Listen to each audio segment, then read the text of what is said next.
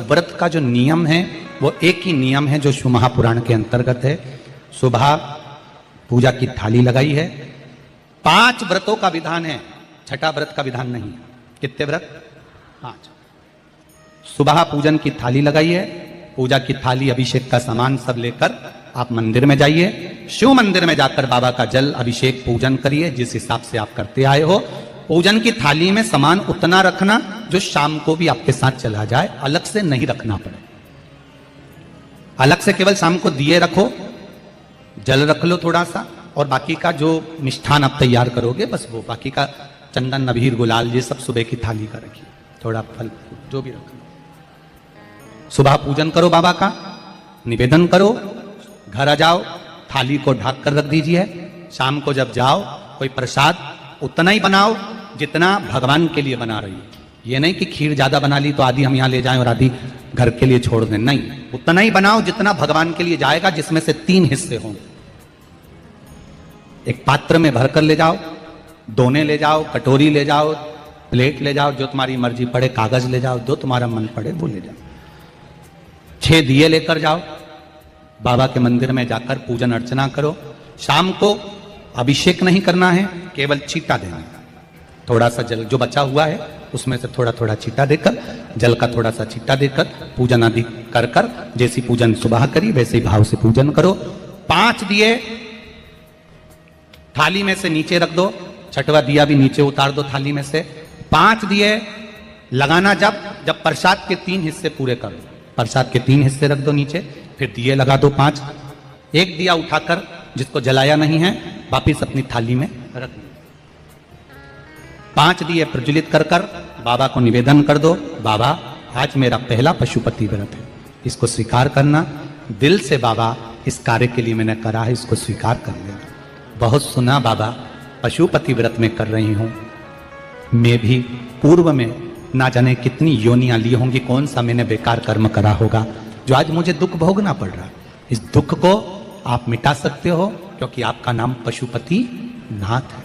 आप इसको मिटाइए, विनय करो, बाबा से विनती करो। एक दिया, एक प्रसाद का हिस्सा थाली में लेकर आ जाओ, बाबा को निवेदन कर कर, बाकी का वहां छोड़कर एक दिया, एक प्रसाद का हिस्सा लेकर आ जाए। एक दिया, एक प्रसाद का हिस्सा लाए, घर के अंदर प्रवेश करते समय सीधे हाथ की ओर बैठकर, अपने घर की ओर मुख कर कर सीधे हाथ की ओर उस दिए को घर के बाहर प्रज्वलित कर दो। भगवान से विनती करो, भोलेनाथ आप मेरे घर में प्रवेश कर कर मेरा कार्य सिद्ध करें। बाबा को निवेदन कर कर अंदर जाइए। भोजन करने से पहले जो मीठा है, एक हिस्सा प्रसाद का है, उसको खा लीजिए। उस हिस्से में से किसी को नहीं देना, चाहे घर में बच्चे हों चाहे बड़े हों। उस प्रसाद का हिस्सा केवल तुमको खाना। पहले प्रसाद खाइए, उसके बाद में फिर भोजन करिए। एक समय फलाहार कर सकते हो, दूसरे समय भोजन कर सकते हो। इसमें जरूरी नहीं कि आपको मीठा ही खाना है। शाम का जो प्रसाद बनेगा वो मीठे का ही भोग लगेगा। सुबेरे आप आराम से नमकीन का भी फलाहार कर सकते हो, मीठे का भी फलाहार कर सकते हो। फलाहार के लिए कोई मना नहीं है, फलाहार आप कैसा भी कर सकते हो। पर भोजन जब करोगे, अन्न जब खाओगे, जब पहले भगवान का प्रसाद खा लो। 4 पशुपति व्रत पूर्ण हो। बीच में अगर कहीं रजस्वला धर्म आ गया, आपको पूजन नहीं करना है, घर में कोई सूतक सावड़ आ गया, या कोई व्रत फंस गया, एकादशी आ गई, या कोई व्रत आ गया, तीज आ गई, चतुर्थी आ गई, जिसका व्रत करते हुए आए हो, तो पशुपति व्रत उस दिन मत करो, फिर अगले सोमवार कर लेना।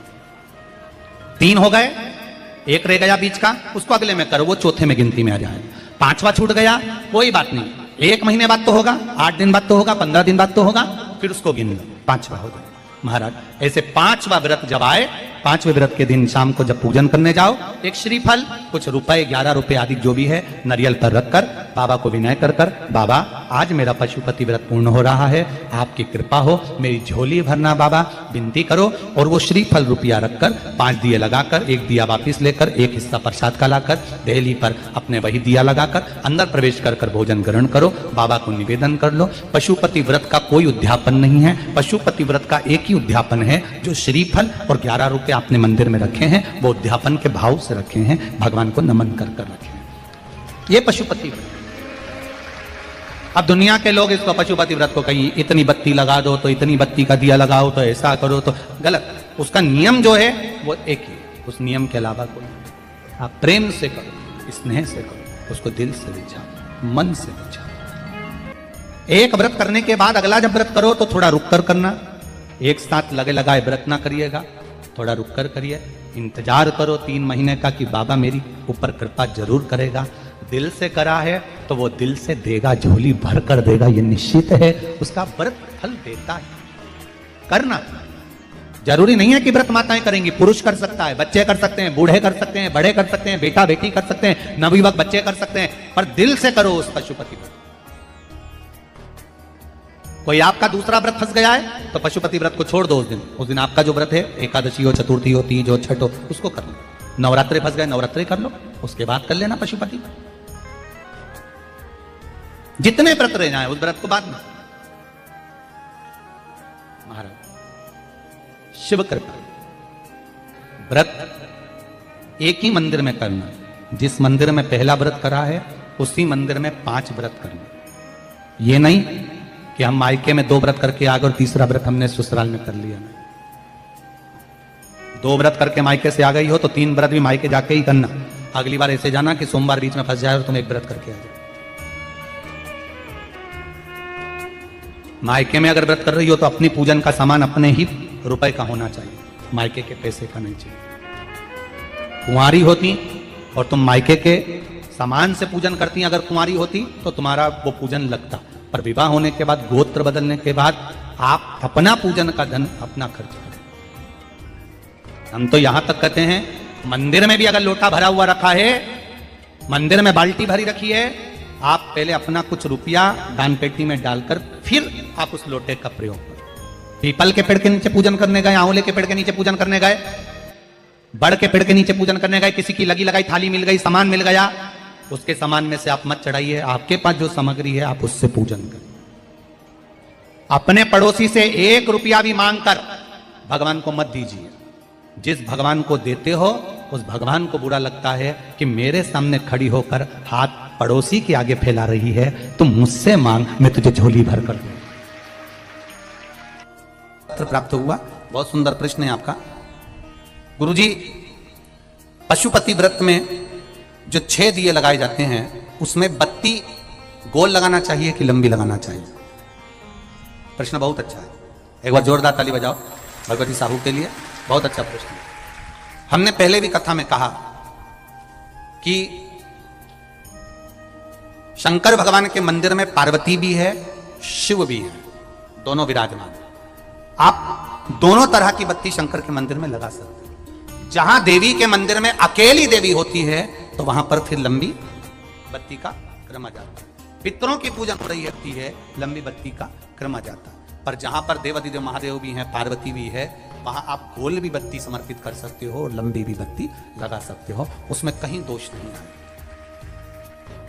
फिर आपने वर्णन करा 5वां व्रत पूर्ण होने पर 108 पुष्प या चावल बेलपत्र चढ़ाते हैं। सबको एक साथ चढ़ा देना चाहिए कि एक एक करके चढ़ाना चाहिए?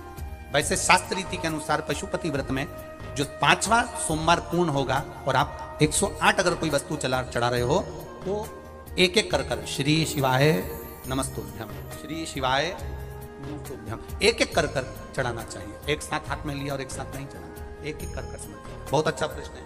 एक प्रश्न जो आपने किया था उसका उत्तर इस कथा में चल रहा है, नंदी वाला जो प्रश्न आपने तीसरा करा है उसका उत्तर इस कथा में चल रहा है। कि आप कहते हो कि मंदिर से जाते समय नंदी के कानों में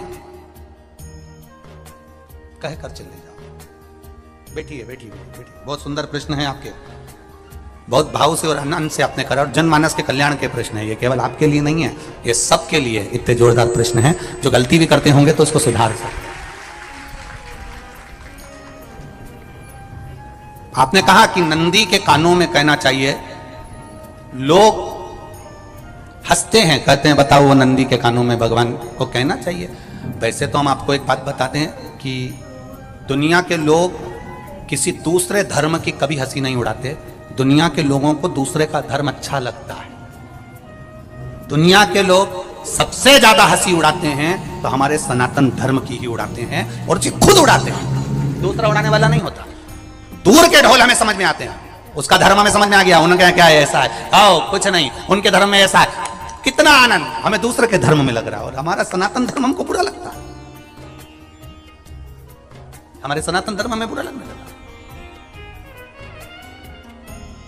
अरे भाई, लोग कहते हैं कि नंदी के कान में कहते हो, ये कोई हमारे पुराणों में या शास्त्रों में लिखा है? भगवती बहन साहू, आपको धन्यवाद देना चाहूंगा और एक बात कहना चाहूंगा, जितनी भी शिव महापुराण के अंतर्गत चाहे उपाय जो बताए जाते हैं कि बेलपत्री ऐसे चढ़ाना, काली मिर्च ऐसे चढ़ाना, चावल ऐसे चढ़ाना, धतूरा का क्या महत्व है, शमी के पत्ते का क्या महत्व है, बेलपत्री के पत्ते का क्या महत्व है, ये जितनी भी बातें बताई जाती हैं ये सब पुराण के अंतर्गत से बताई जाती है। अब दुनिया के लोग इसको चाहे टोटका कह दें, चाहे दुनिया के लोग इसे टोना कह दें, पर पुराण से हटकर कुछ नहीं। और आप लोगों को अगर बोला है कि नंदी के कान में कहकर भगवान शंकर के मन में बात पहुंचे, तो ये क्यों कहा, तो ये भी हमारी शिव महापुराण में लिखा है, जलंधर के चरित्र में। कोई आपसे कहे कि नंदी के कान में बोलने से क्या होता है, ये जलंधर का चरित्र कह रहा है। मां पार्वती जी का हस्त कमल पकड़कर जलंधर लेकर जाने लगा। वृंदा का पति लेकर जा रहा। वृंदा तो भगवान की भक्ति में लीन रहती थी, उसको तो जलंधर को सबसे ज्यादा तकलीफ थी नारायण से, पर शिव के पास आ गया, क्योंकि ईर्षा प्रवृत्ति अभी कथा में कहा, कोई कोई ऐसा होता है जिसको तुमसे बेर नहीं होता तो भी अंदर से ईर्षा जाग जाती है। कोई कोई ऐसा होगा जिसको अंदर से ईर्षा जागती है, अपने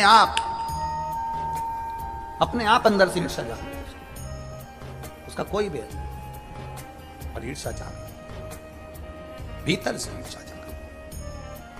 ना आप उससे मिले हो, ना कभी वो आप उसके सामने बैठे हो। कई लोग किसी ना किसी की बुराई करते हैं तो हम लोग पूछ भी लेते हैं, क्यों साहब उनसे मिलकर आए हो क्या तुम? कभी नहीं मिल किया, कभी उनका सामना हुआ नहीं हुआ, तो फिर बुराई क्यों कर रहा? एक ने कर दी थी इसलिए हमारे ध्यान में था तो हमने भी कर दी। लो